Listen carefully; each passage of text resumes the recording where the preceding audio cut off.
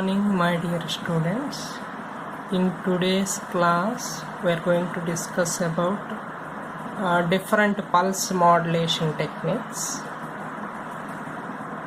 and the basic difference between analog modulation techniques and pulse modulation techniques is, in pulse modulation techniques the carrier signal is a pulse train. This is the pulse train.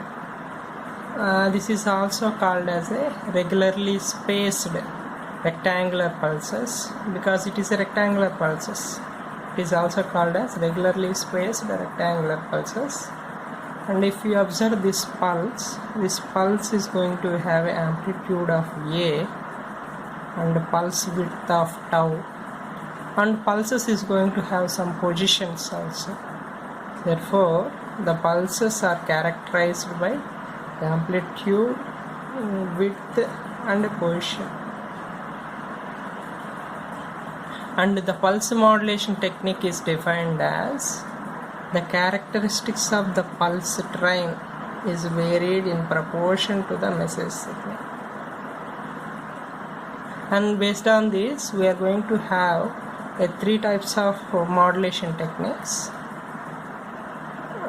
First one is pulse amplitude modulation, second one is pulse width modulation, third one is pulse position modulation. These are the three different pulse modulation techniques.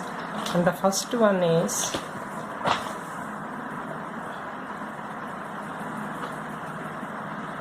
pulse amplitude modulation.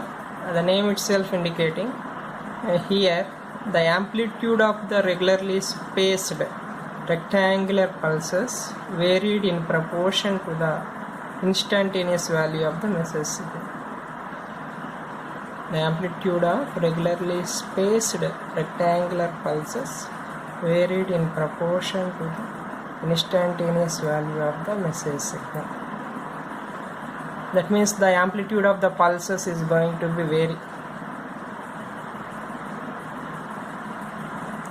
The first waveform is original message signal,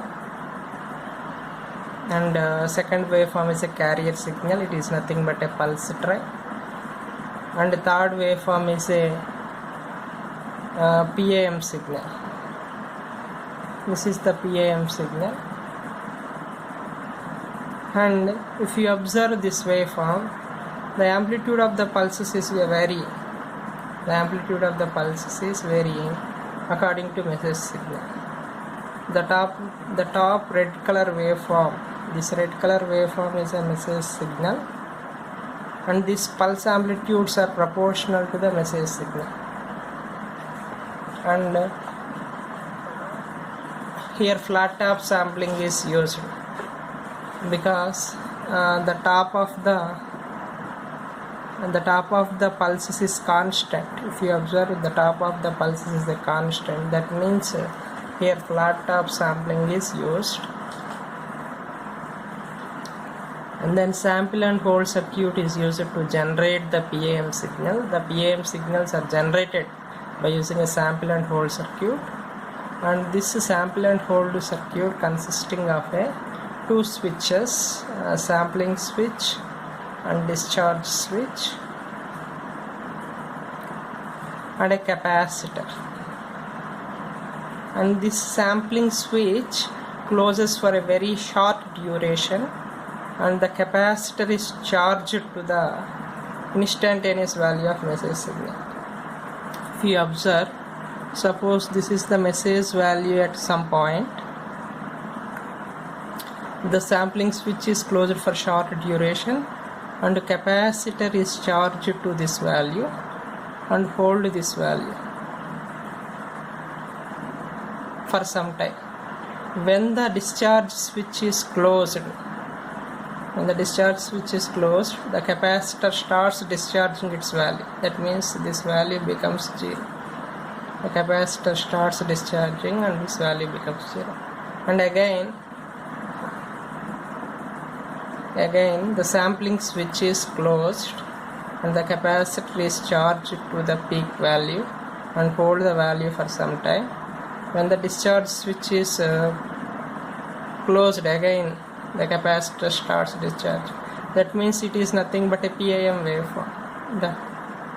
The amplitude of the pulses is varying. It is a PAM waveform. That means the PAM signal that can be generated by using a sample and hold circuit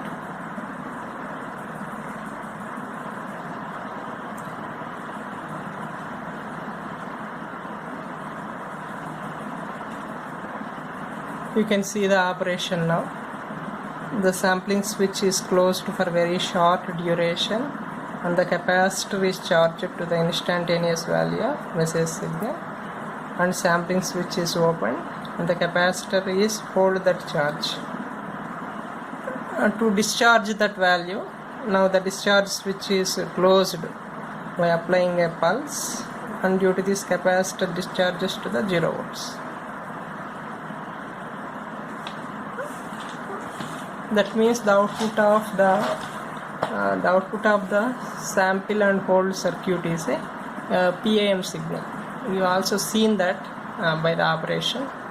Okay, this is about the generation of the PAM signals, and the demodulation of PAM signals will be covered in the next lecture.